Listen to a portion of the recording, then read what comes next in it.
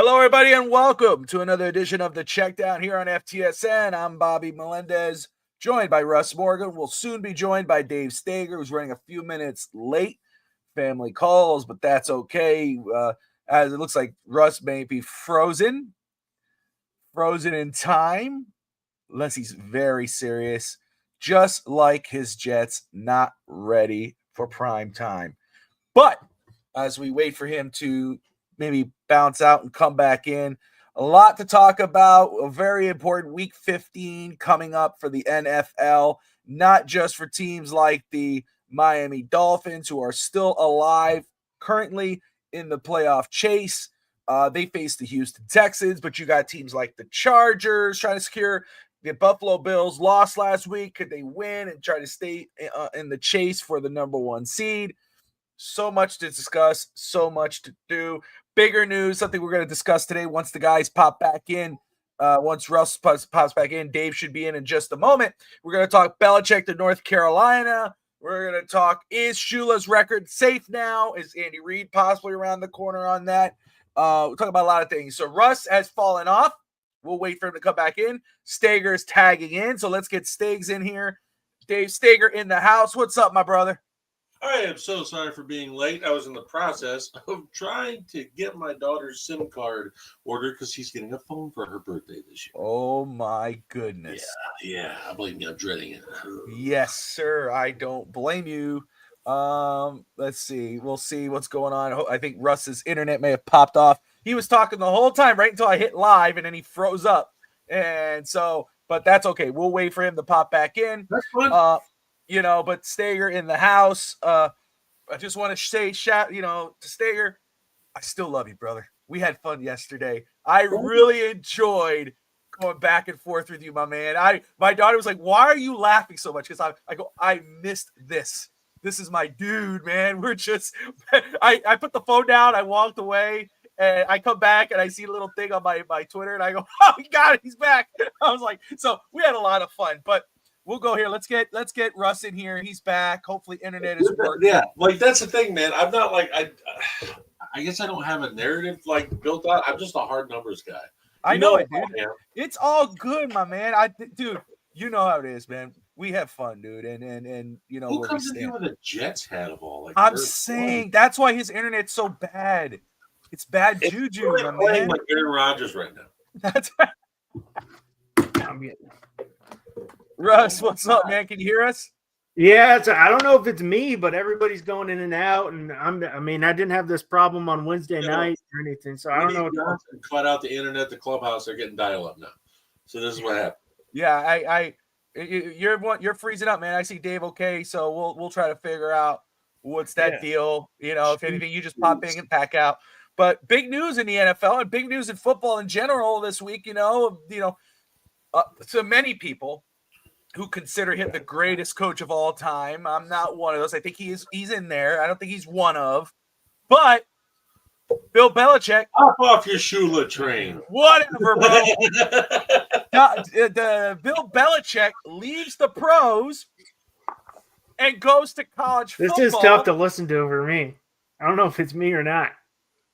Oh, it's definitely you. Yeah, it's you. It's you. Me and Bobby are completely fine. You're the only one that's like.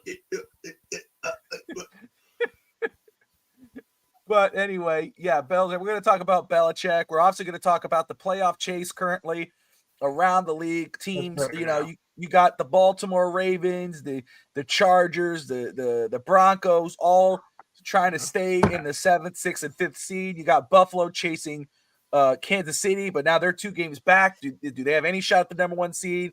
Got teams like Miami, as I've discussed, still alive. They got to face the Houston Texans. There's in the NFC, Washington, Green Bay. The NFC is such a far stretch. It must be me. It is definitely you. It is definitely you. If you can hear us. Russ Morgan having major connection issues. He has dropped out again. Hopefully he'll figure that out. But yesterday we did have some NFL action. We had the Los Angeles Rams taking on the San Francisco 49ers.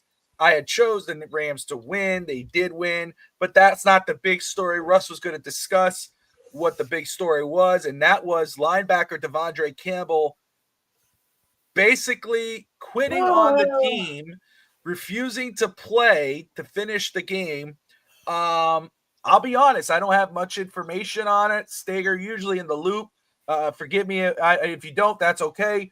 What the hell happened, man? You got a 12-6 win. Buffalo Rams go up to 8-6. They are maybe one of the most dangerous 8-6 teams going in possibly into the playoffs. 2 months ago, I'm like, when they get healthy, and if they're going to get right on a playoff run, when everyone gets healthy, and everyone's going to be like, "Oh, here come the Rams." I'm like, no, I already predicted it way out. I knew exactly what was going to happen. Sean McVay's a scrapper. Yeah, and the 49ers now 6-8, but talk to me. We, again, this wasn't a fun game. This wasn't what it is, but it is what it is. But to Devondre Campbell refusing to finish the game, Stager, go ahead, and since Russ is back in, but Russ, you can follow up your thoughts on what the hell happened there, man. So, Devondre Campbell did the same thing when he left Green Bay. He was running his mouth about all the players didn't do yada yada and coaches didn't do yada yada. And everyone thought that just he had hate for Green Bay when he left. But he did the same thing when he left Atlanta and Arizona. So now it's just this is a repetitive thing, and he's just a narcissist. That's all it is. Like this, he is a full-blown narcissist that he does this with every place he leaves. So from what I know, I have a source that's tied to the Niners. What I know is he was a placeholder next to Fred Warner until Dre Greenlaw got back. And he, no matter if he was playing elite, all pro, Dre Greenlaw gets his spot back no matter what. And it's evident that Dre Greenlaw was the better player last night by a country mile. Because I saw 57 all over the place. He was taking running backs down behind the line. He was getting after the quarterback. He was dropping in coverage like it's old number 57 we saw before. Devondre Campbell is butthurt because he got benched because something that was already pre-planned. It's not like they just benched him on a willy-nilly. They knew about this when Dre Greenlaw was going to get back sooner, later, maybe next season. He's butthurt because he got a spot ticket, which, anybody can feel salty. But listen, this is my biggest thing. That time with the Niners ended. Not when he walked off the field, because maybe that could have been mended after. The time was over when you get someone like a heartbeat of the team, George Kittle, coming out in the podium after the game saying, it's immature shit. He goes, I've never been around that in my entire time in football. He goes, the guys we have here, we're brothers. We play for each other. We put everything on the line. And he said, we just don't do that. So that right there shows me he was already out and that he wasn't vibing with the rest of the locker room. When you get the heartbeat of the Niners, which is George Kittle, anyone can say it's anyone else. But to me, George Kittle is the heartbeat of that team. And he embodies the Niners. So when you get someone like that calling you out, it means it's been stemming around for a long time with how you're acting. No, absolutely. I mean, I can understand frustrations with your role and maybe going to your leader, your coach, and voicing that and saying, maybe I learned this. But to do that during a game when your teammates are counting on you, your coaches are counting on you, the fans are counting on you, that's not a good look. And even if you go get another opportunity elsewhere, that's going to follow you. I mean, that's not something that's, because people are going to remember you as the quitter unless you play way above that good enough where people could forget it. And nobody's really going to forget that for a while. So absolutely not a good look, and not a good look for want to pick him up losing the game. Well, what team is going to want to pick him up? Exactly. Who's going to trust him? This is my thing. You have Fred Warner with a fractured ankle. Monster. This dude with a fractured ankle has been playing the entire year. And you're telling me you can't be there to support him and say, I'm done, and leaving the stadium? Travarius Ward just had to put his daughter down in the dirt because she had passed. Trent Williams lost both of his kids. And they're there. Trent may not be starting, but he's there. You're telling me Travarius Ward's in the game getting everything that he's got after putting his children on the ground? and you're sitting there complaining because you got benched when you already knew it was going to happen. That is the most disrespectful thing to me ever. And I'm sorry I'm going on a rant here, Bobby. No, you're good, man. Because after doing shows with Jimmy Smith and other NFL players, these guys use it as a privilege, and it sucks to see someone just throw it in the trash when you have and Bobby, you know this too. How many players are chomping at the bit as undrafted free agent rookies? How many players are still trying to scrap as veterans to show they still have it in this league to get everything? And for Devondre Campbell to throw it in the trash like that, shame on him. Put him on a blacklist. I'm sick of that crap. I think if you want to throw it away, let you throw it away, rip the title off, cool, you're not an NFL player anymore. It's a privilege to play in this league with how many people want to be in it. And you want to treat it like that, get out of here. You could be frustrated all you want, brother. You could come talk to the coach and voice it, but to go out and just straight up quit. Russ, you're up. You're good, man. I don't know. I mean, I don't want to this is gonna be the last try. I don't want to mess it up. If everybody's cutting out, I'll just you're doing it. You look clear as a whistle now, man. You look good now. Like I didn't want to, the first time Stanger was like, "It's you." I'm like, "Well, tried on my phone, didn't work." I'm like, "I'm not trying to mess everybody up, and I don't want to." You're good, dude. It's cool. Yeah, you look good right now. But if you start to freeze up, don't worry. Like I told you, don't stress. If you got to tag out, tag out. It's just we'll have it. It's not like I'm missing. This is the last one. We'll have it next week. But I'm not trying to mess everybody else. Oh yeah, hold on. You notice it? He changed the hat. Internet's working. That's right. Whoa! That is right. You guys can handle it. I'm ready to go off on some Dolphins fans. Wow, that is a mind. It's so true. They're gone, and it works. It worked. Wow. Look, he knows it. I appreciate the tailor-made hat, by the way. I liked it. And well, look, Russ. Since you're back, since you're in here, you brought it up before the show, and that's why I definitely wanted to start it with it.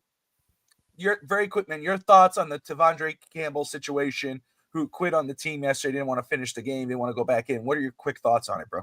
Well, I mean, I caught the last thing what Stanger said. I 100% agree with him. I don't know what's up with this new generation of kids. We had Anthony Richardson earlier doing that with him just tapping out, and now this guy. I'm like, there's people.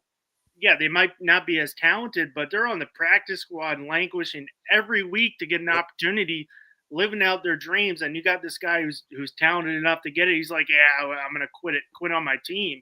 It's just like, it's kind of bullshit. There's people who want those positions who are, give up their life on the practice squad, making, pennies on the dollar just to try to get, one little cup of coffee to make their dream come true. And you got this guy who's got the shot, and he's like, yeah, I'm gonna quit. I didn't see the whole story, but I saw enough. I'm like, why are you I don't know what's going up with this new generation of kids. I mean, I would die to play in the MLB. And, and I did whatever. I played college baseball in North Dakota because I loved it so much.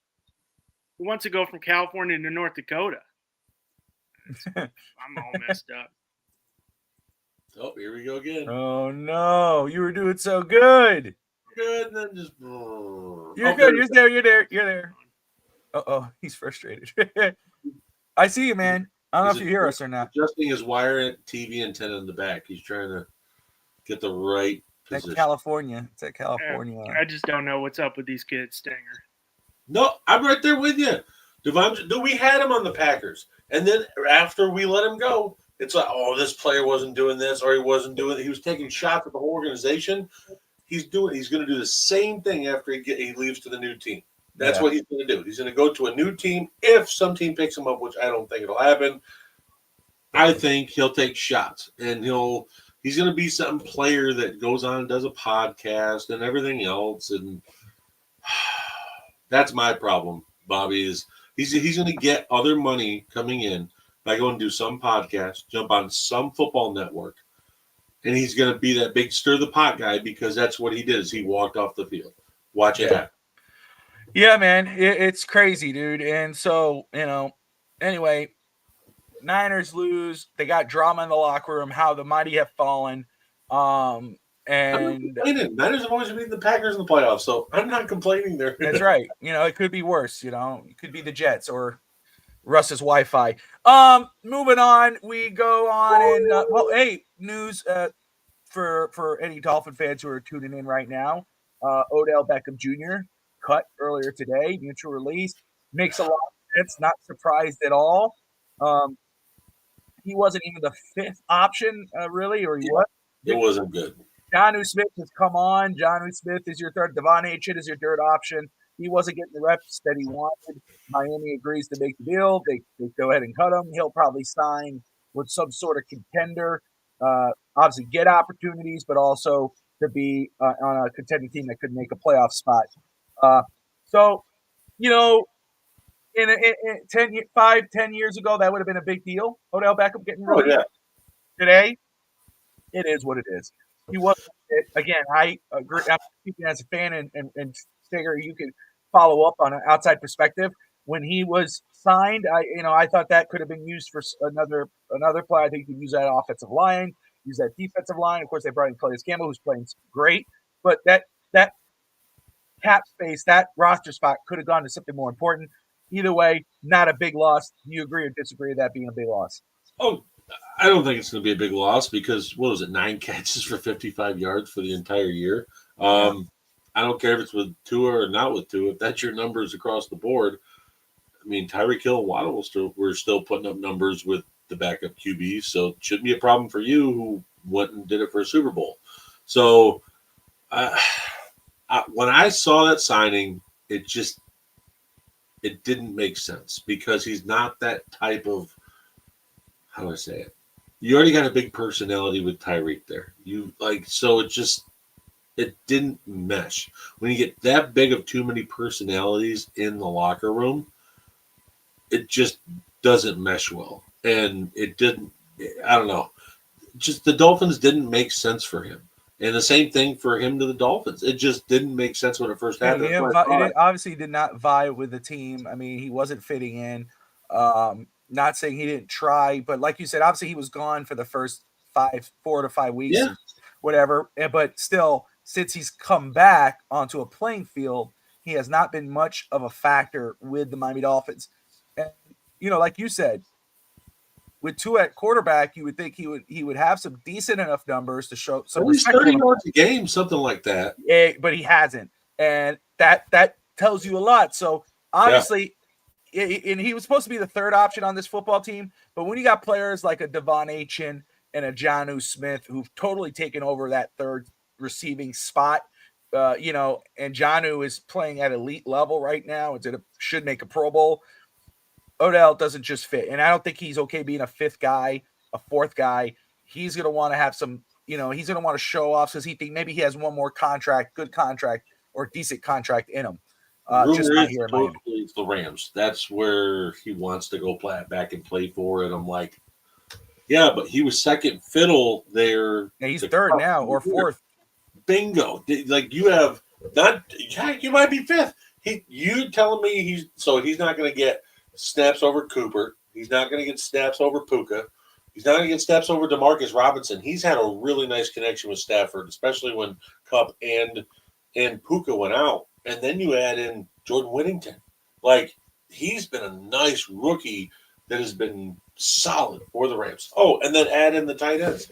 You got Kobe Parkinson. Like, he's been a solid safety net for Stafford. And then you add in Kyron Williams and Blake Corum. I don't think he's going to fit in there because there's a different type of mentality there now. Before, when he was the second string wide receiver, it made sense because they didn't have Puka. But now Puka is 10 times better than OBJ right now in this season will ever be. There's no need for him, especially with having Robinson and Whittington behind him. And no doubt. Tutu Atwell there too. 100%. It's like, where do you fit? You would have to think he goes to a team that a receiver is hampered with injuries or, where he could easily. I hate to say it, that he's played in cold Buffalo. Keon's hurt. Yeah, you see, so that makes sense. And because I was going to say, I'm not, Odell is not who he used to be. We all know that. But it's still Odell. He's respectable. Could he give you, some kind of production? Absolutely. But he's not what he was, and he did not fit Miami. So that's the news from Miami today. Yeah. Moving on here, and Russ is tagging out. Absolutely understand. Hate to see it. No.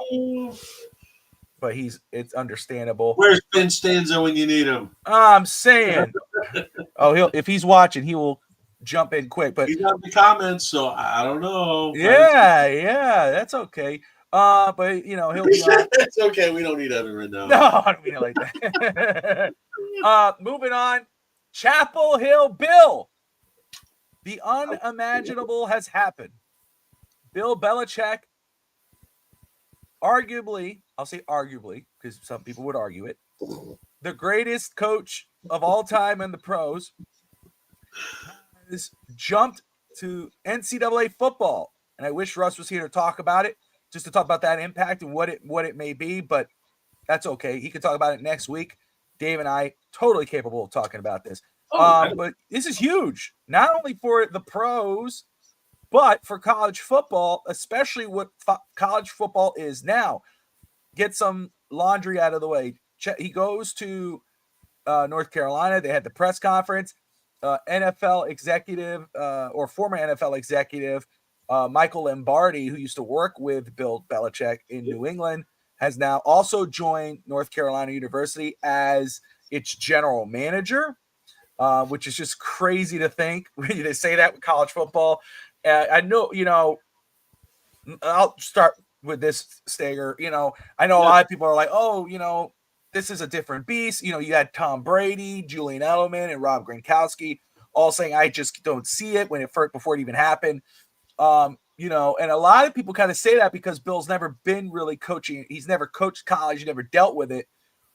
But to me, it makes a lot of sense just because of where college football is going and what it is now, with NIL and, the transfer portal. You can transfer here and go play. Yeah, 100%. And honestly, if I'm Bill Belichick, and obviously I made my name for myself in the pros, and obviously I was chasing that record that we talked about with Don Shula, and we'll talk about it right after this. If I want to be named the greatest coach of all time, obviously you see options are drying up in the NFL. Yep. The NFL is moving past you, which sucks, but at the same time, that's okay because now you have this huge opportunity. The NCAA is becoming more like a pro league with the NILs. Bill knows how to handle that. And like you said, the transfer portal, it's been like never before. That's how Miami Hurricanes got Cam Ward, who is won the best quarterback of the year, could possibly win the Heisman. And they had a hell of a year for that. So 100%. It's such a factor. How many of these players that are on other squads, like Texas right now, Quinn Ewers is thinking about going back to school. Texas is ready to move on. They're ready to go. They're going to Arch, yeah. So Quinn could go into the transfer portal, and how smart would it be for him? We all know how talented he is, but to say, I played a year under Bill Belichick in North Carolina, I am ready. That should jump his draft stock. So he could find him too, because we showed Quinn he's got some flaws. Oh yeah, nothing wrong with that. Most college quarterbacks do, even the top ones that come out in the draft. But Bill, look what Tom Brady became, and Brady sat for a year on the bench with him. If Quinn Ewers gets to work with him in college, and the thing is about college, even with the NIL money, you're going to get every drop of sweat and blood out of these kids for you. It's a completely different beast in the NFL because of the fact that these kids will put the effort in. That's the thing. You're going to see a whole different ballgame for the transfer portals. You're going to see the recruits. ACC in North Carolina is going to be getting how much more money now in programming time just because that man's on TV. And again, what I was saying too, Bill Belichick, who obviously, could not win without Tom Brady after Brady left. That must sting in some sort of way. He leaves New England, can't get a job in Atlanta, he doesn't get a job. Maybe he was looking at Jacksonville. Maybe he thought about Dallas, but who wants to work with or for Jerry Jones when you don't have that type of power? Says, let me go to college football. Now, if you really are chasing greatest coach of all time, what argument can anybody be if you go into college football with kids and a program that was 6-6, I believe, last year? You get a bunch of kids who jump in, maybe a Quinn or whomever, and then you turn that into a bowl organization within the first year. Do you go to the playoffs within the first year, or you possibly have to compete for? If you win a national championship, whether first year, second year, whatever, and you won 6 titles in the pros, you have a pretty freaking strong argument. Nick Saban is probably the greatest college football coach of all time, arguably, right? But Bill could say, okay, yeah, you're the greatest in college football. Don, you might be the greatest, or whomever, Salas or whomever, the greatest in pros. Chuck Noll, whomever. But I'm definitely the greatest of all time because I've won them in both leagues, And this is a huge opportunity for him. And it's not like, he's running that program. He's Bill Belichick. He's not answering to anyone. He has a boss, but really that boss is listening to him. That's Bill Belichick. It's Bill. It's huge, and it's huge for college football. And I'm going to get your part in this, Stephen A. Smith, obviously one of the best sports opinionated guys. He hated it. He hates it. He just thinks Bill's too big for North Carolina. Flashy. He wants the flashy. He wants fun. Hey, shout out to Molly Curran who kind of. I love it. Molly, that was him out. It was perfect because it's so true. It's so true, and it's like it's North Carolina. You wanted him to go to Alabama, and you would have been okay with it. Come on, bro. North Carolina. People are not going to get bored of Bill Belichick. Look what it's so true. It's true. She said, look at Deion Sanders in Colorado. Nobody gave a damn about Colorado State until Deion Sanders got there. It's the same thing. Everybody's going to be watching Bill Belichick. And if he fails, they're going to be watching even harder because they're going to talk about how far he's fallen. If he wins, they're going to say, man, what a great guy, what a great coach he is. So this is huge for both college football and football in general. And I think North Carolina made the right choice. I think this is very good for their program. Transfer portal we mentioned, but guess what else is? North Carolina, they have money. Yeah, they do. Money. And they rose the NIL. I think they bumped it up to $20 million. Yes, it is. So, they are projecting, first off, again, I'm not trying to be a homer, but it's just fact. You look at what the Hurricanes did this year, getting in Cam Ward from the portal. Look at the turnaround for that program. Y'all in the playoffs.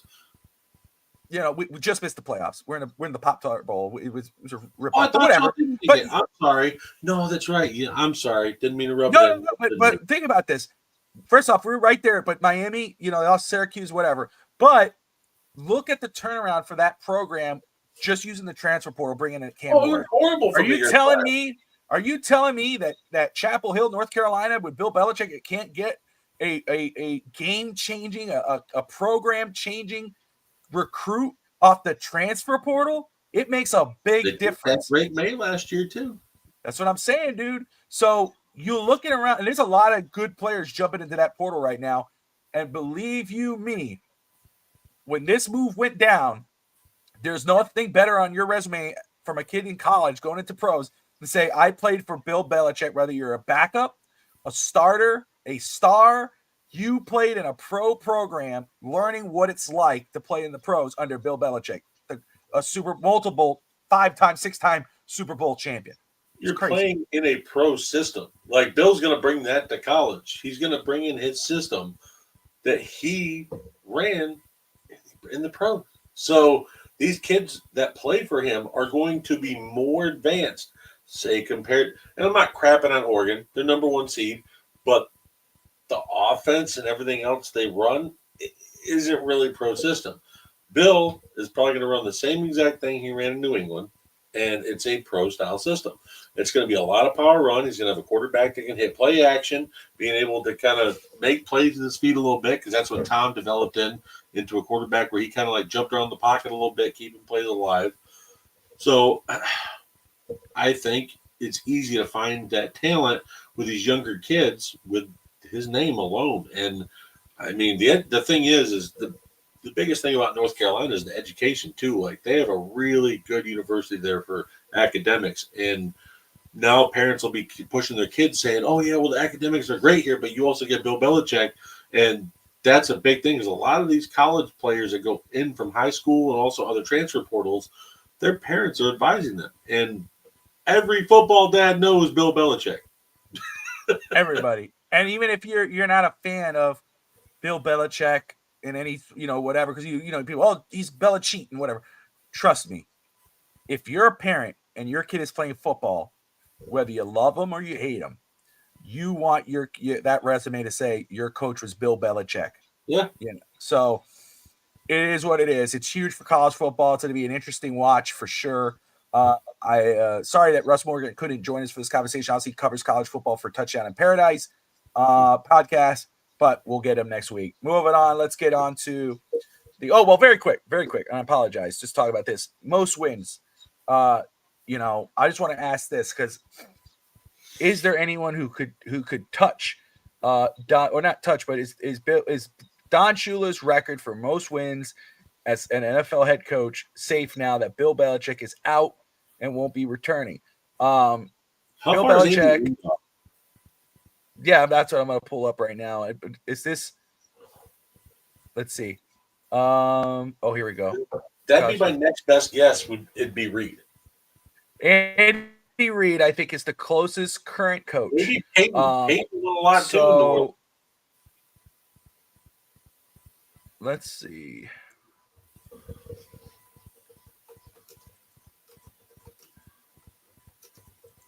So Don Shula, I don't know if that's the regular season or Don Shula. Let's see. I think 347. Belichick's at 333 total wins. I think that's playoffs and regular season. Yep. Andy Reid is at 296. I mean, total. It's right there. It keeps playing. He's right there. I mean,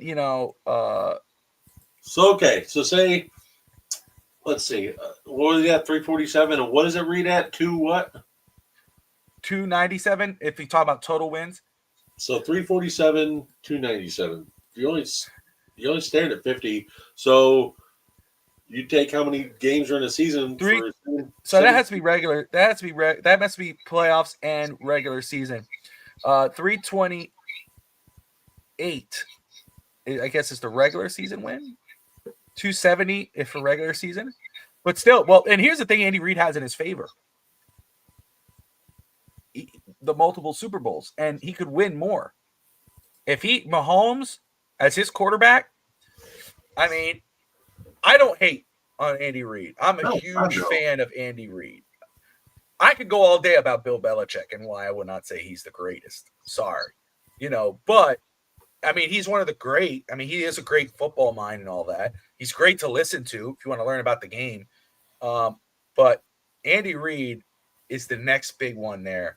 I mean, and unless something happens where he decides to retire right before, or, Kansas City goes in the hole, Andy Reid is the one everybody should look at. Mike Tomlin, active coach, is the next one. 183. 183. And that's another one that could sneak up, because if Tomlin is able to land a top QB after like Russell Wilson and continue that on, because Steelers ain't firing him. Like, he's never had a losing season with that team. Why would you fire a coach that's never of course had not. a good record? And the next one after that is former Green Bay Packers coach, current Dallas Cowboys coach, Mike McCarthy, who's at 172. He's older. I don't think he's going to get there. Yeah, well, it's just opportunity, right? I mean, who's going to bring him on? And his offense is not evolved, man. It's the same thing. That's what it is. It's just, I don't know. It's bland now. It's not being salty. I love Mike. He's a great personality, but he's just not that close compared to Next goal for him was Bill. He went to college, so he's out. And Reed, yeah. So he's got what, 50? Was it 52 wins behind 50? Pete Carroll, who's a current, he's considered, he's interested in head coaching jobs. He's at 170 right now. Yeah. John Harbaugh's at 168. Sean Payton at 168. John Harbaugh's still young too. Harbaugh, he is, dude, and again, he has Lamar Jackson. So I mean, it's only a matter of time. Let's be real. It's a matter of time. Reed, But I think, still has 3 or 4 years even before he gets close like Bill was. yeah. Andy Reid is how many championships does he have? 2? 3? 3. He has 3. Now. Yeah, it was he has back to back, and then the one in 2020. No, it was 20. I think it was 2019 when the Chiefs. That's right. You're right. You're absolutely right. So he's got 3. But 3 he's Super Bowls. But think about that. It's not like it's at the end of his career. With Pat Mahomes and that roster, he could win another 1, 2, 3 Super Bowls. He could tie Belichick in regards of me. And then you have to say, no, it's Andy Reid. So with that, you look at what he did in Philly. You look what he's doing in Kansas City. There's 2 people there that the Chiefs organization, besides Reid, that if he stays, Mahomes stays, and Steve Spagnuolo. Spagnuolo was so underrated in what he does for that team, and he pairs so well together with Andy Reid. And it's funny because he used to be the Giants' defensive coordinator, and then you have the Andy Reid, who was the Eagles' head coach. They merged together from being rivals, and now they're one hell of a combo on the Chiefs. And I just think, as long as those 2 together. Stager, I think, froze up. I think he got Russ's internet. Oh, there he is. He's back. Okay. Oh, I'm here. I saw you the whole time. Oh, man. That made me nervous. But anyways, no, I was going to say, as long as Steve Spagnuolo there, as long as Mahomes is there, Andy Reid's not going to retire. He'll go like Joe Paterno. Yeah. And why wouldn't he? Unless they force him out, there's no way. So yeah, Reid is going to be there. I mean, he's absolutely. How many seasons do you think until he could touch him? So if he's about 50, 52 away for playoff and all time, you're looking at 17 regular season games and say another 4 on top of it after if they don't get the 1 seed. I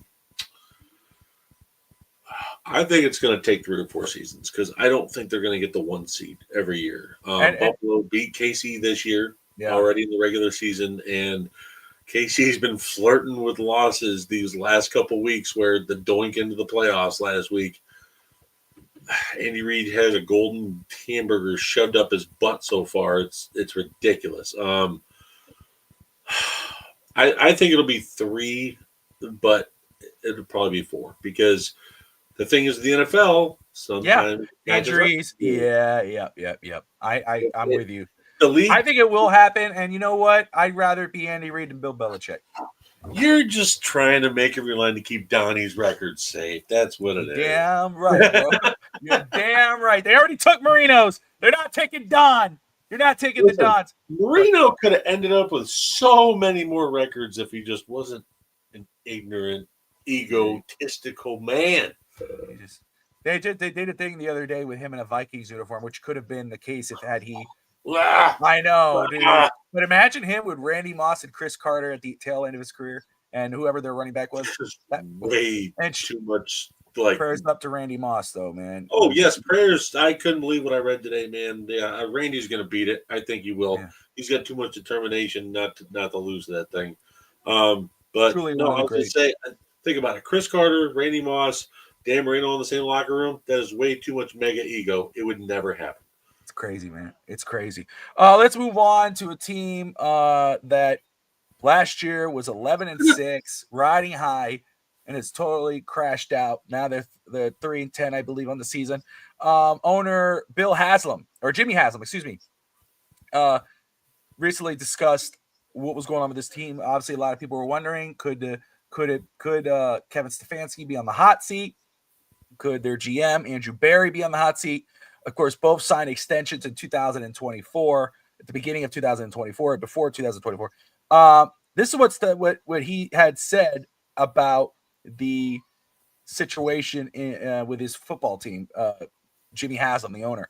We went from 11-6 and making the playoffs to 3-10. So it's a little perplexing what happened. They asked him if he has the right players in place with Stefanski and Berry, and Haslam added, I do, we do, we're very supportive. So, primary issue with the Cleveland Browns is Deshaun Watson, who's owed $92 million in guaranteed money over the next 2 seasons. He struggled with injury and poor play since he's been traded there. He is currently rehabbing his Achilles tear suffered in week 7. We don't have to get into Watson. I think I think you and I are on the same page on what he is and who he is. But he's hugely part of the blame of the struggles of the football team. I mean, they gave him that deal. That's on them. $97 million guaranteed. They're locked in. They're stuck. So, but Jimmy Haslam's throwing his support behind the head coach and the GM. Looks like they are going to stay. He did say we're standing behind them. We're looking at everything else. So where do you stand on Haslam saying Barry and Stefanski are safe for now? And is it the right decision? And what should they do moving forward? I think Haslam has no right to even comment on the head coach and GM. I think Barry and Stefanski are the reason why the Browns made the playoffs last year. Stefanski's that coach. If you take away Stefanski, they don't make it. He put Joe Flacco in a great position because of his scheme. But Joe, it was very easy for him to come in and understand and everything. But Deshaun Watson is part of the problem, and that's Jimmy. That's why it doesn't make sense to me. Jimmy Haslam, that's his fault. Like Andrew Barry even came out and said last year, he goes, we're gonna have to roll with Deshaun. It was brought upon us. Jimmy Haslam was the one who forced that trade. He wanted it, so he's eating crow right now. It's like him answering questions saying, "Oh, we're 3-10." Yeah, it's his fault. If they had just stuck with Baker, this team could have been back in the playoffs last year and this year. Baker made the playoffs with the Bucks last year. So that's my issue. Jimmy Haslam is an owner who likes to meddle. What have I said about meddling owners, Bobby? Yeah. They're horrible. They're part of the problem. Jimmy Haslam needs to back off, let Andrew Barry, who I think is a solid GM, look at all the talent he's had there. Look at the secondary. Like Grant Delpit, you got Ward, Newsome. Like, they're all solid DBs. And then you add in J.O.K., the linebacker from Notre Dame. And then you bring in the free agents and the other trades he's had. Like, he is a very, very solid GM. And then look at the resurgence of Jerry Jeudy. That he was supposed to be, like, written off in Denver, man. Andrew Barry brought him in, and he has been a go-to number 1 wide receiver since Amari Cooper left.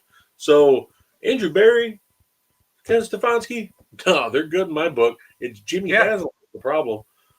He is. No, I think Andrew Barry, what he's been able to do again, force that issue. Oh, am I getting double feed? Can you hear me? No. Okay, I hear double. I don't know why I hear double. Like regular, yeah. Okay, I had a double feed in my, and I still hear it, but that's okay. It's just your conscience. It's just that exactly what it is. Yeah, but I'm in agreement with you. It stems from him. It stems from the acquisition of Deshaun Watson. We know what he was in Houston in regards of on the field. We're not off the field. We know what that is, but on the field, yeah, he was one of the guy. He was a great player, but obviously years ago, it was on the bench for 2 years. Yeah, and that obviously did him wrong. Obviously, he has not recovered from that. And now he's injury prone and off the field, he has a lot of issues, and it just doesn't translate to great field play. Jameis Winston is the better option there, but obviously we know once Watson is back, he will be forced in because they're paying him. I mean, out of 1, 2, 3, 4, 5, 6, 7 games, he had 1,100 yards and 1,148 yards, 5 touchdowns across that span, and 3 interceptions and 79 passer rating. 90. That's not starting numbers, bro. Guaranteed. What? They're gonna have to eat that. Either them or the new, because eventually we know the GM, the coach never leaves. It's the GM and the coach.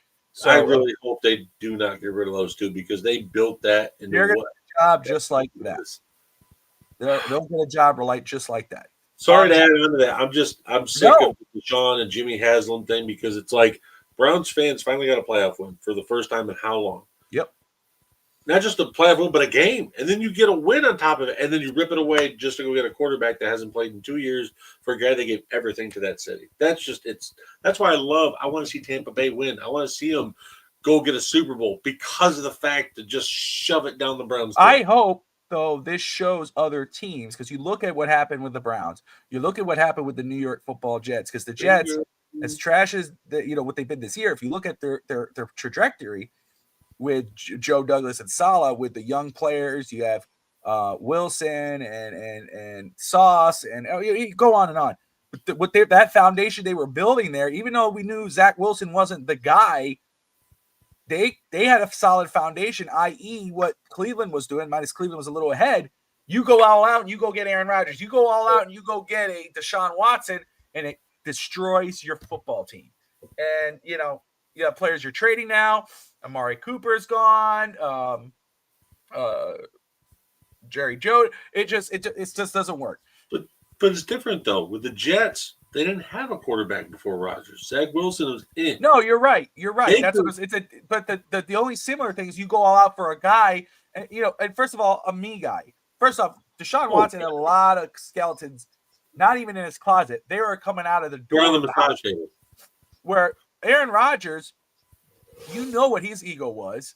I mean, everybody knew who he was when you signed him, but you still go out and get him, hoping that his field play is going to make up for all off the field crazy shit he deals with. But it didn't. It totally killed the team, and hopefully that makes other teams aware. Deja vu in Philly. Drama. Supposedly, Jalen Hurts, AJ Brown. First off, I'm gonna be very honest. I had no idea about the drama. How did I find out? Donovan McNabb's tweet and T.O. talking about it, and following up, and I'm like, oh my goodness. Stager, what the hell's going on in Philly, man? It happened last year. I mean, there was a whole report that AJ Brown punched Jalen Hurts in the tunnel last year because he overthrew him on a couple passes, and apparently that was proved to be either false or true, and it hadn't really kind of proved to be anything. But it's the fact that this has gone from last year. This has been where AJ Brown's a very vocal person. Nothing wrong with that. But at the same time, Jalen is not. He likes to keep everything in house. And AJ Brown, if he's not happy, he's going to make it known. And I just don't know how he can get upset with where Philly is right now. To me, they've got the league MVP as the running back. Like, you shouldn't be worried on what touches you're getting and who you're not vibing with. Like, this almost goes back to the Devondre Campbell thing. Like, these are your brothers, man. They're laying everything on the line for you. It's just frustrating to see them not getting along, even though they're still winning, because winning should heal everything. Yeah. That should heal a lot. And I feel like the attention wasn't on AJ Brown, so he put it back on himself with this stuff. I really hope that it doesn't ruin Saquon's run with the Eagles, but if this distraction gets in the way, and it could hurt him at the wrong time, either going into the playoffs or right before. We saw it last year where Philly went in right before the playoffs, and then they ended up losing to Tampa Bay because there was all this drama from last year still left over. 100%. And again, I was not aware of any drama, but just seeing this kind of coming out, and it like the deja vu for Eagles fans. Obviously, that drama cost them a Super Bowl, I believe, against the Patriots. Hopefully, and just like that, you got two, top 10 guys at their position, going at it, and they're saying, hey, it's cool, and I know one of the players spoke on it, and they're saying hopefully they put it past them. Hopefully they work together. Like you said, AJ Brown is no joke. That dude is a stud at wide receiver. Jalen Hurts is a stud in his own right. They got to realize I got a different horse pulling the wagon, though. Like Saquon Barkley. Saquon is the guy, man. He is the guy. Vehicle. Yes, Saquon. They're the nice parts of the car. You got the tires. You got the nice leather seats. Saquon's the engine. Let the engine do the work. Get along together, man. Like, you guys are both there to go win a championship. Shut up, y'all. Stop arguing. Go freaking play. Like, it kills me. Yeah, it is 100%. And then just, let me go ahead, make sure I'm not missing anything here. And moving on here, let's go ahead and pop in to our weekly predictions. We are currently almost at 50 minutes on the show. We had some internet issues. Say what? I feel so naked. Russ isn't here to pick games with me. I know. I just saw a SmackDown highlight, and I was like, "Whoa, okay." He's probably putting the Jets hat right now as we speak for cursing his Wi-Fi. Yeah, he's burning it. Let me make sure. All right, let's get into this. Obviously, the Rams defeat the San Francisco 49ers. The Rams are 8-6 on the year. They are still not currently projected to make the playoffs. But obviously we got 4 more weeks left or for them now 3 weeks of football left. They 4 control weeks their own destiny. If Seattle went out Sunday, yeah. So let's talk. What I'll do is let me just tell you what the current playoff projections are, and then when we get finished, I'll tell you what they could be at the end of this week. You got Kansas City sitting in the AFC. You got Kansas City sitting at the first seed at 12-1. You got Buffalo at 2, Pittsburgh at 3, Houston at 4, Baltimore at 5, Chargers at 6, Denver at 7. Denver is 8-5, and so is the Chargers and Baltimore and Houston. For the NFC, the Detroit Lions sitting at 12-1, the Eagles 11-2 at 2, the Seattle Seahawks at 3 at 8-5, 4 is Tampa Bay, 5 is Minnesota at 11-2, which is freaking crazy. Green Bay at 9-4, crazy, and then Washington 8-5. I mean, NFC's deep. And the NFC is a freaking beast. So moving on, there are teams still in the hunt. We discussed it, like you said, the Rams, barely, like you said, Miami. It's a very interesting. I mean, Houston right now, they're sitting at the 4th seed. They're 8-5. But I mean, let's see what their division looks like very quick. The NFC, Indianapolis is right behind them. So, and you're right. Indianapolis is a different beast, but still, they got to be careful because even though we all know they're the better team, if they slip up, they could get bounced out very quick.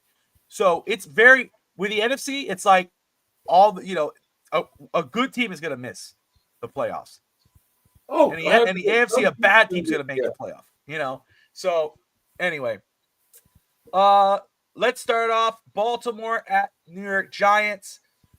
Giants are 2-11. They're 0-7 at home. They will go 8-8. I'm rolling with Baltimore. Easy peasy lemon squeezy, right? Let's skip that one.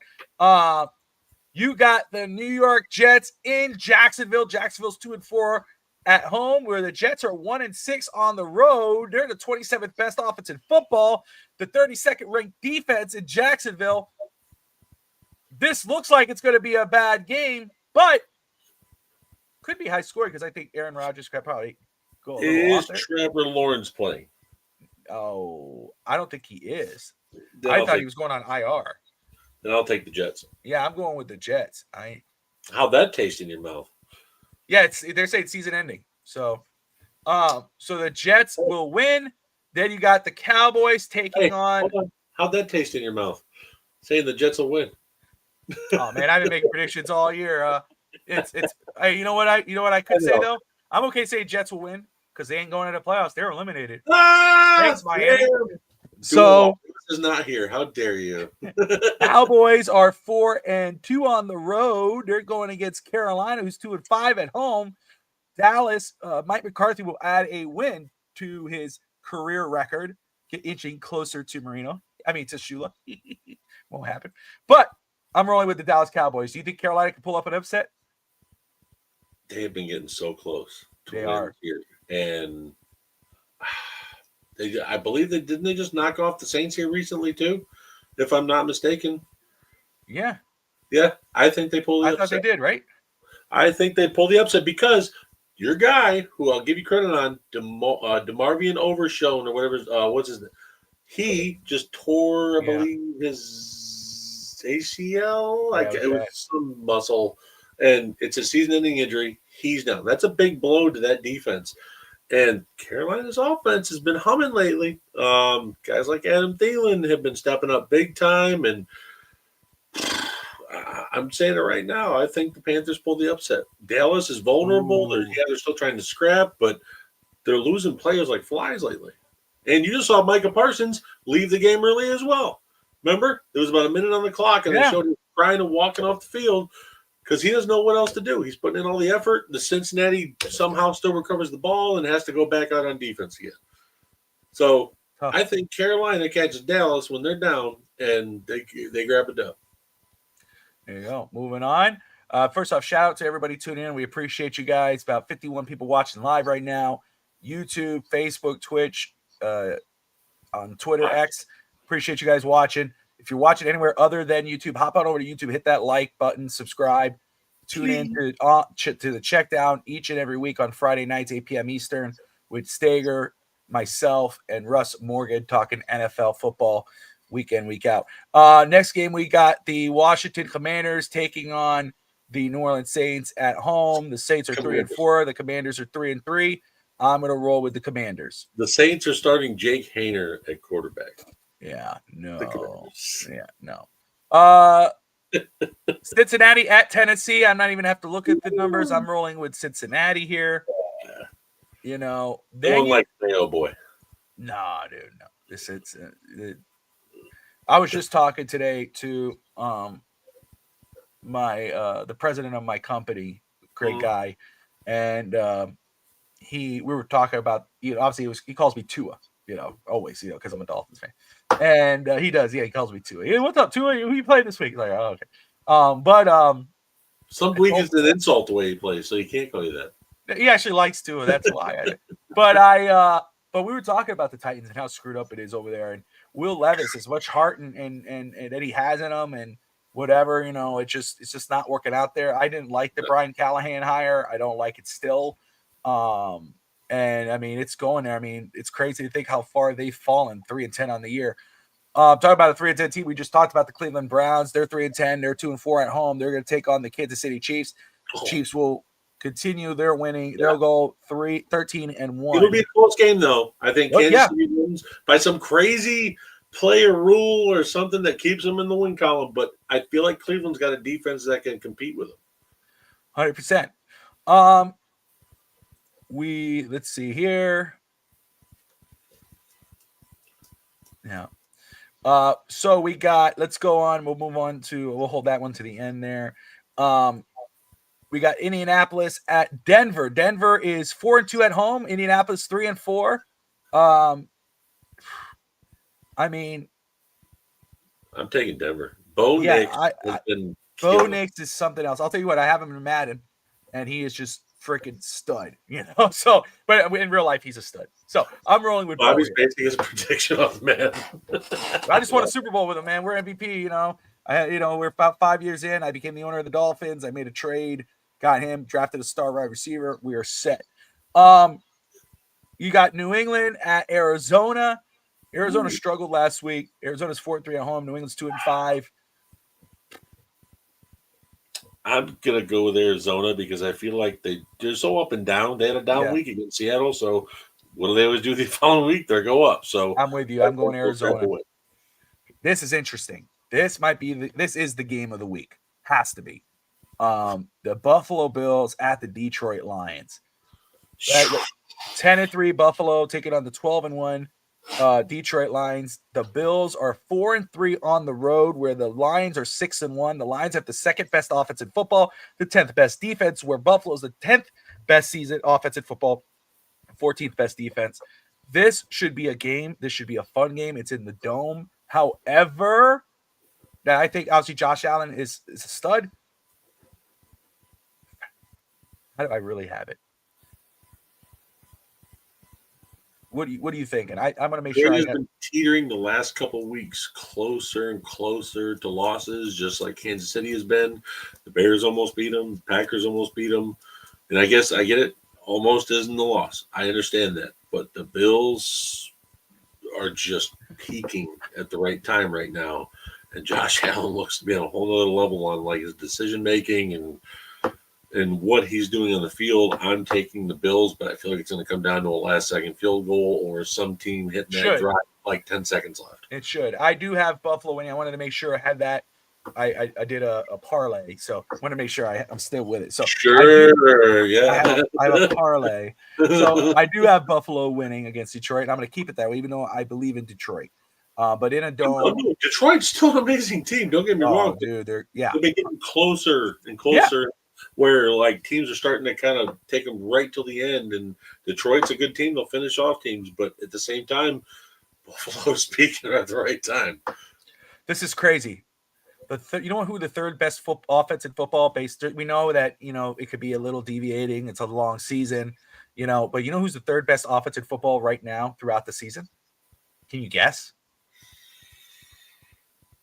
Hold on. Tampa Bay? Yes, sir.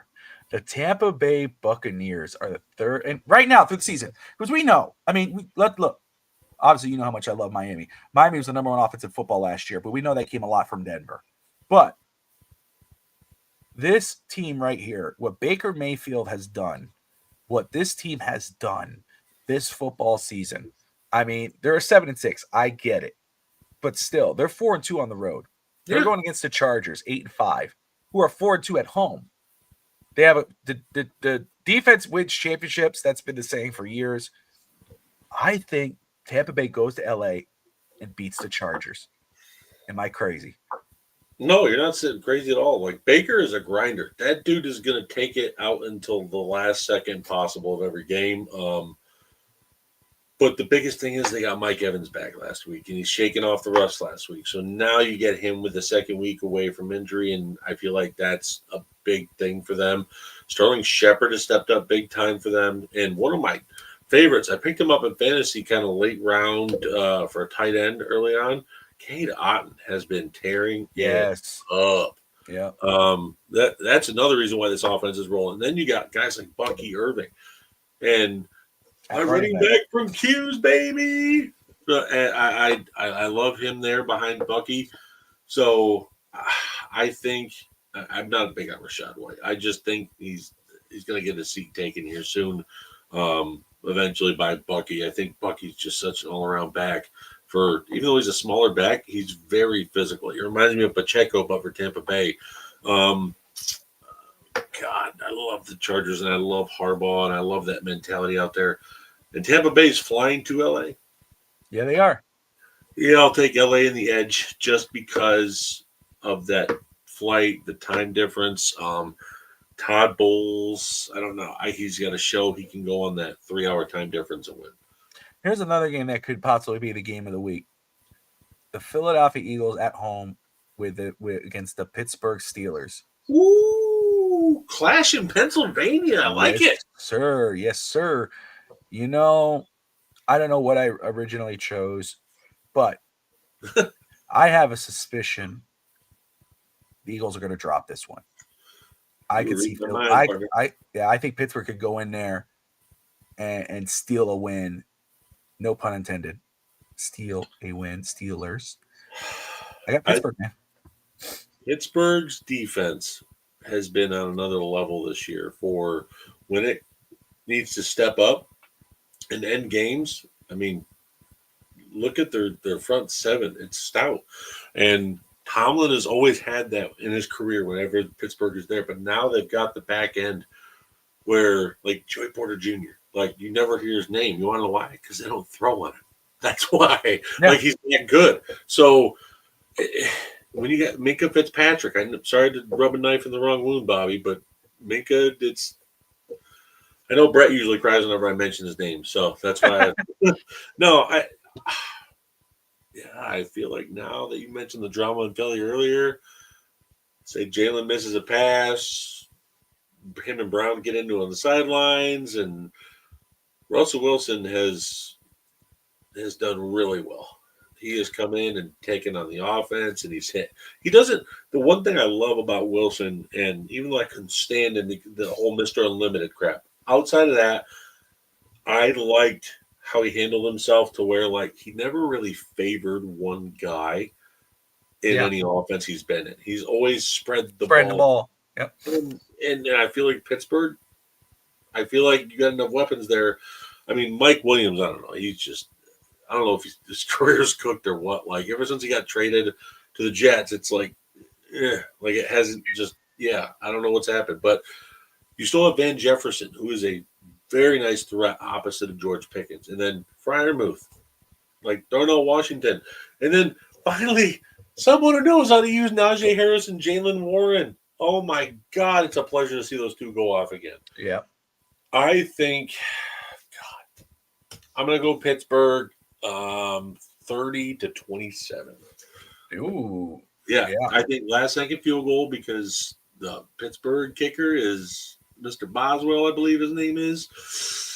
That dude has ice in his veins. And winter game, yep, I feel like Pittsburgh steals this. So next we got Green Bay at Seattle. This is going to be a fun game for sure. Just say it quickly for you, and then you go right on. It's Green Bay 4-2 on the road, where Seattle is 3-4. Both 9-4 is Green Bay, 8-5 is Seattle. Seattle's no joke, but I'm rolling with Green Bay on this one. So obviously DK, Lockett, JSN is just such a damn trio of receivers that scare the hell out of any defense. I don't care if you're ranked number one. That's a hell of a group. It just matters which Geno shows up. Geno, who faced the Cardinals, looked amazing. He was out there tossing beautiful passes, letting Zach Charbonnet take the rock and dump off screens to him. And no, that's how it's supposed to work. But we've also seen Geno come out and throw 2 or 3 interceptions in the game and not make the plays when needed. So, I mean, they're at home, and I think there's a weakness here for Seattle. They're 21st or 22nd ranked run defense in the NFL right now. And I feel like with Josh Jacobs, he has a lot of rushing touchdowns and a lot of production in the last 4 and 5 games. I feel like he will definitely start to keep it on the train tracks here, so to speak.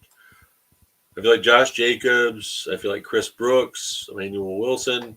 I feel like those three, the three-headed monster, is going to be a very solid combo to go against the Seattle front seven.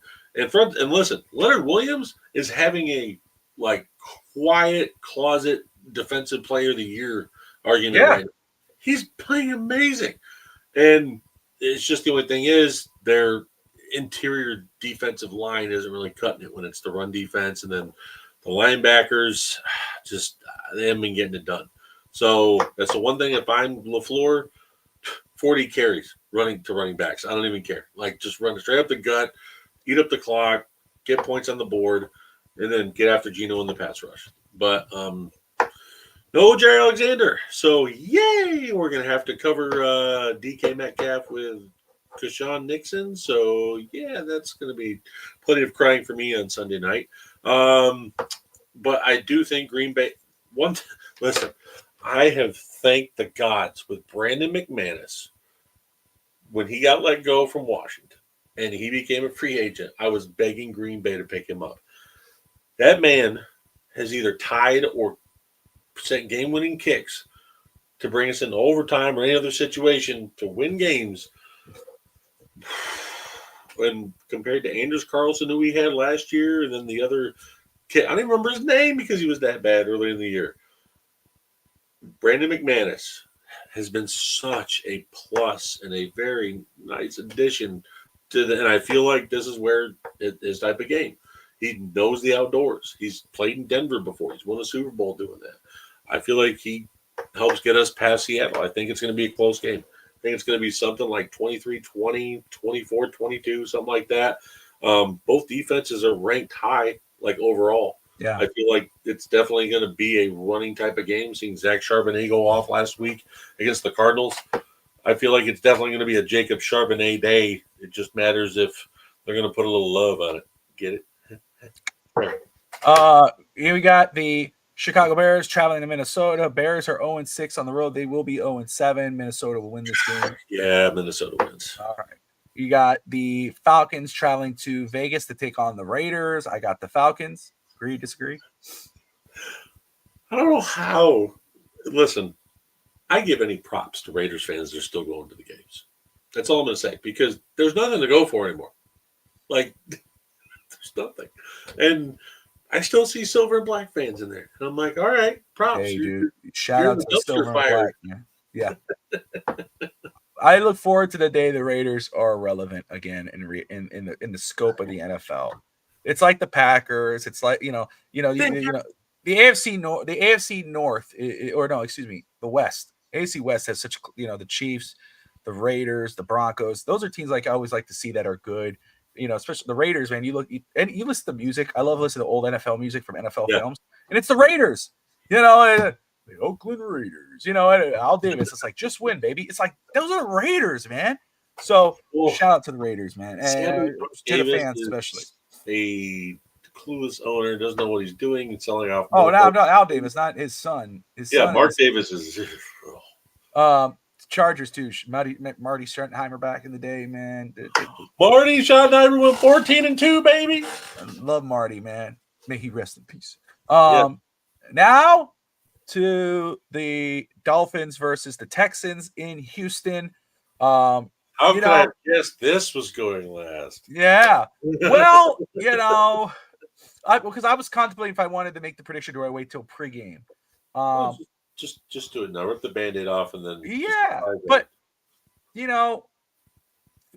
before the season, this was one of those games where I looked at it, I go, oh crap, because it's Houston. And man, what a turnaround they've made in the past few years with DeMarco Ryans, who's one hell of a coach. CJ Stroud, one hell of a quarterback. They are 4-2 at home, 4-3 on the road. They find ways to win. Overall, it's again 8-5. Miami 2-4 on the road, 4-3 at home. Miami's defense, despite its struggles and the frustrations of fans and the last few weeks, even though they're ninth in the NFL right now. Their offense and overall this season is 19th, but they're in the last few weeks they're top 5, averaging over 30 some odd points a game. Or excuse me, I think the last 5 games are averaging 28 points a game, where the Texans are about 26. The more at first when I'm looking at this, Stag, man, that's a tough game, dude. But the more I looked into it, I don't feel as, how do I say, conflicted with it, if that helps make sense at all. You look at the last few games for the Houston Texans. Okay, they barely beat Jacksonville 23-20, but I give that a pass because it's their division rival. Jacksonville has not played great at all this year. There's no reason for Jacksonville to be that close against the Houston Texans. However, you got to give them a pass because it's a divisional game. Tennessee beat you. The Tennessee Titans beat them the week before, 32-27. The Titans, I don't even know if it's a maybe, the worst team in the NFL. It's a divisional game, but still, this is the Titans. Beat them 32. They scored 32 points on the Houston Texans. At home in Houston. Dallas, they beat Dallas 34-10, but it's Dallas. Detroit beat them 26-23. Can't sleep on that, right? Detroit is Detroit. That's excusable. And the defense had 5 interceptions that game, too. Which one? Houston had 5 interceptions on Did they really? Really? And the Jets beat them 21-13. So Houston's been up and down. They have been. And so, and the way Miami has the trajectory of what Miami's been doing, the way Tua's been playing the last few weeks, and they probably played their best offensive football last week against the Jets. Tyreek had 10 catches for over 100 yards and a touchdown. Waddle was 9 for 99. Achin was still Achin. Jonnu had the game-winning touchdown in overtime. Dude, I'm rolling with Miami on this one. Well, I can tell you were churching down Houston the whole time. I already know which way you're going. But I'm looking at it, dude, and it's like I always try to stay in the middle. I try to, and I've picked against Miami before, so I know you haven't been on pre-games with me, so, you probably like, that's not true. I have, I promise.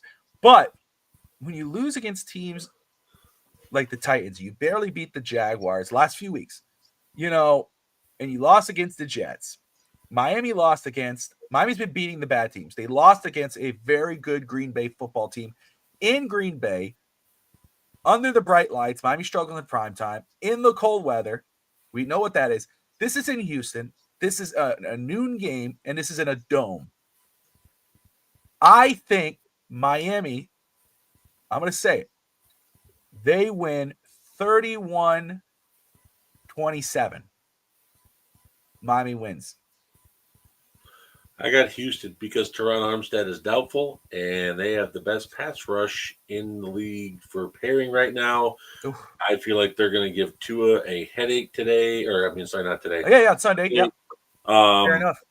Yeah, especially now with Kendall Lamb being questionable too. Now your backup tackle is hurt. Yeah. Listen, I'll say this. I will say this.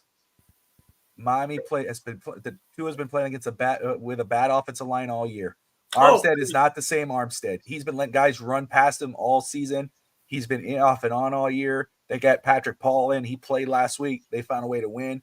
Kendall Lamb's been in and out of that lineup all season. You're 100% right on with the pass rush. I get it. I think that's valid. I think that's validated. Real Hunter's a whole different beast. Dude, no kidding.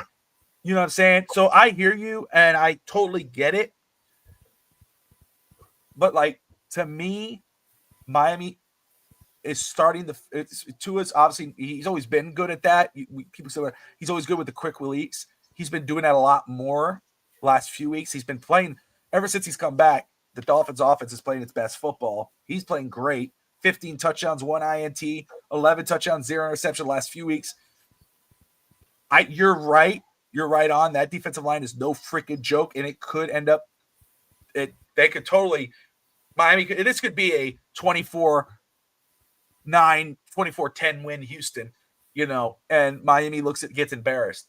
But the more I look at this game, the more I read into it, the more I look at the numbers like a Dave Stager. I look at it, especially last few weeks, and I'm going, I think Miami could actually pull it. Now, San Francisco, even though San Francisco got embarrassed yesterday, I'm still worried about San Francisco. But I think Miami matches up pretty well with Houston. But the defense, you're no joke with the defensive line. But go ahead. I didn't mean to interrupt you. I think you're right on the money with it. What did Green Bay beat Miami with? Wasn't Jordan Love? Yeah. Who they beat him with? Who did Josh Jacobs? The run game. Joe Mixon has been a beast this year. No problem. Is he healthy? Joe Mixon, let's see. I believe so.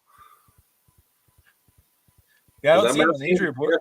Looks like he's good to go for this week. And he's not even on the injury report. I'm telling you right now, Houston is probably going to run the ball with Mixon down Miami's throat. And Jalen Ramsey's been struggling. He did not have a good game against the Jets. And Nico Collins and all these receivers and tight ends they're bound to have a big day with Houston. And and Miami is not beating a team over 500 this year. Houston 27, Miami 17. Well, yeah, not over 500 at that time. Now they have beaten a team over 500 because of the Rams. They did beat the Rams, and the Rams are now over 500. So when they faced off, they have not beaten a team with 500. If you want to get technical about it, no. But if you're flexing one team, we'll go with it. I mean, anyway, no, dude. I get it 1,000%. Again, totally fair. I understand. I don't know, man. Joe Mixon last week he had 20 carries for 101 yards and a touchdown. Gets Tennessee 14 carries, 22 yards. I mean, just like the season, he's been up and down. Yeah. He's having a great year. 880 some odd. Tennessee also has a top 5 run defense. Miami does not. Yeah. Fair game. Great points. Hey, I think it's fair. So there you go. Let me write this down because I don't want to forget. How many tackles did Miami have against Josh Jacobs? Yeah.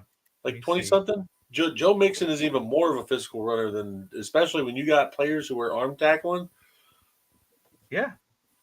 You're right. I know I'm not trying to spoil your prediction. I just no. If you're going to say go by the numbers, hey, look at that defensive ranking. You got it.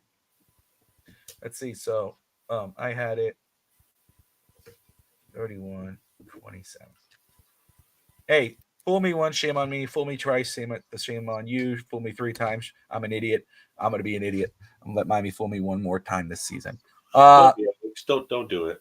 Don't. You're being an Alex right now. I know. Don't do it. I'm not that bad. We still got a chance, man. Run the table, man. We're going to run the table. We're going to run the table. Speaking of which, I got to ask, how is he dealing with this Jimmy Butler news? Well, how we're dealing with it, I mean, it's intriguing, you know. You're rational. He is like a Jimmy Butler dude. So I know he must be like kind of just praying they don't trade him. No, not really. I mean, I think he would be more with I think he'd be more with Tyler Hero on that if it was Tyler Hero or if it was Bam Adebayo. With Jimmy, obviously, no, you know, you wouldn't want to see him traded. We just talked about it on East 10th Street Boys. You know, you're okay with if he doesn't get moved because we still believe in the team. However, it has to be the right package. The one that makes the most sense for me when we talked about it, when you look at it all, and I know Milwaukee just came up in the talk, you know, in the names.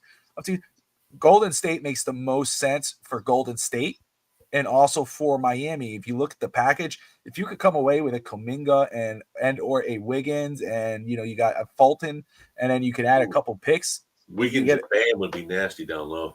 Yeah, man. So that you know, people threw in the Phoenix Suns and the Mavericks. It just doesn't make sense because the Suns are over the second apron. And they're not giving up Durant or Beal or Booker. And then the Dallas Mavericks, Kyrie's is opting out after this year. So is Butler. So it just can't see it happening. But Houston is another team. Houston's kind of intriguing, depending who you get back. If you're giving me Jabari Smith or oh my goodness, I'm forgetting the other one. Alex would know right away. There's another guy. But anyway, there's Jabari. There's another guy there.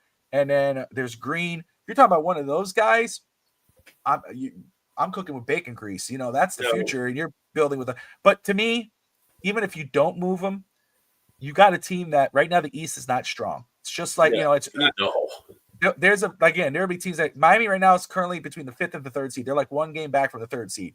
So if you stay, and they had a great win yesterday, if you stay with Jimmy, you're fine. I think you ride it out. You let it finish. But if you trade Jimmy, it makes the most sense because it will still make a lot of sense because he's on his final year. He's opting out after this season. Obviously, Miami's not comfortable paying him the money right now at this point in time because of his injury history. You let him ride out, or you move him now. Don't lose him for nothing. For me, get a couple solid young pieces, but you got to get some draft picks too. Give me at least 2 first-rounders.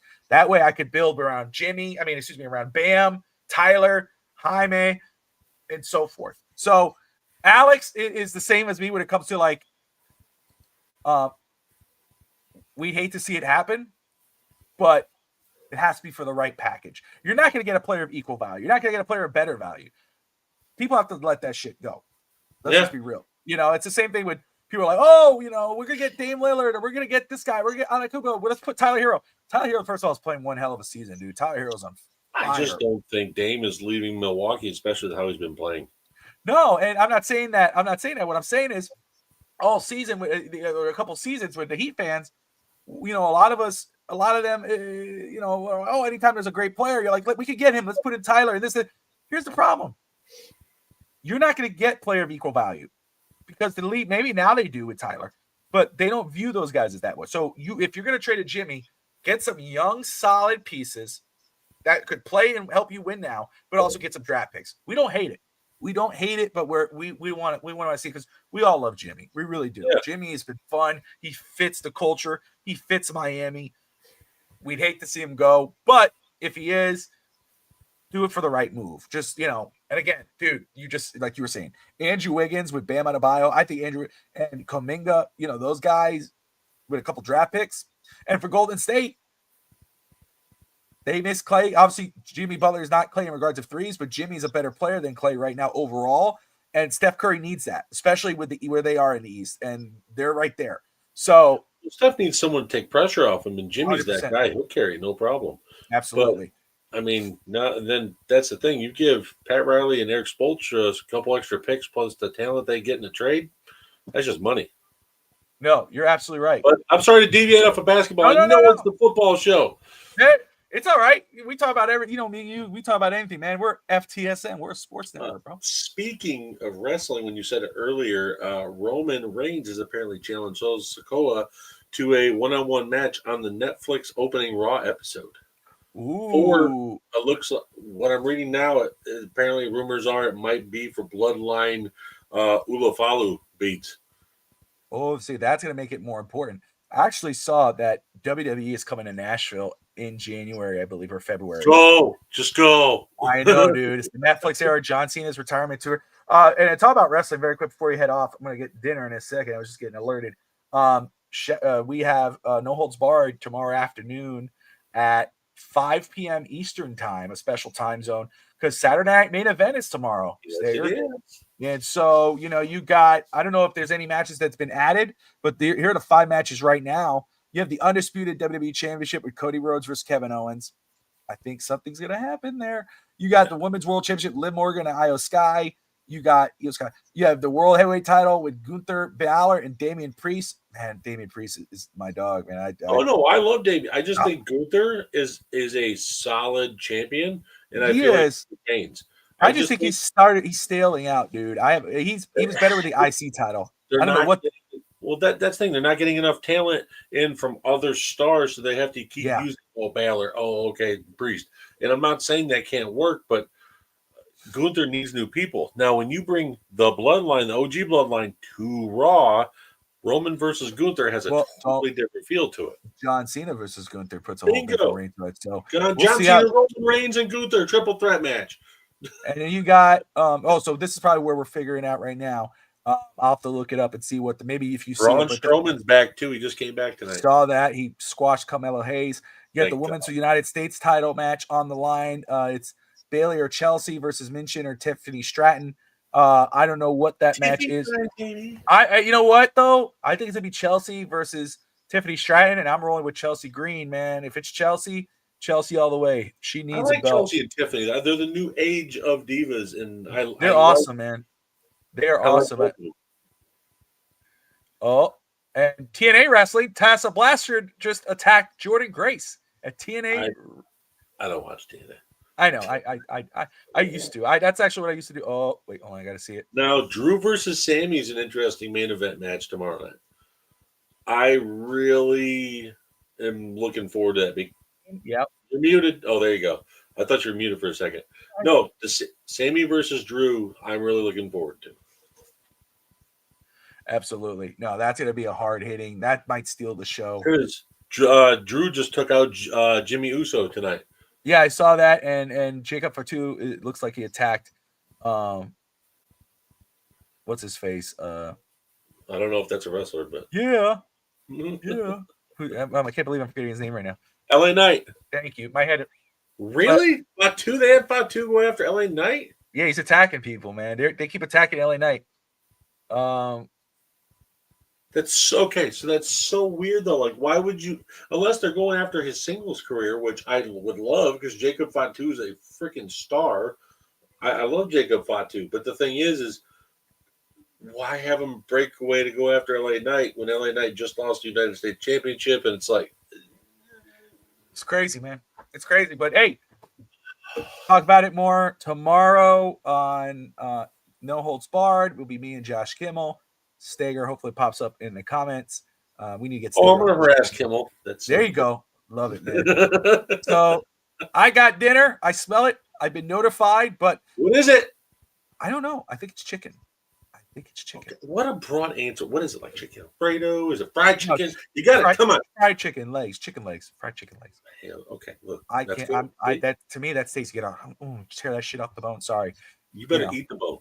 I want some. I smell it. But anyway, that's the one and only Dave Stager. I'm Bobby Fitztalk. We appreciate you guys. Like and subscribe. We'll see you. I'll see you tomorrow. Good night.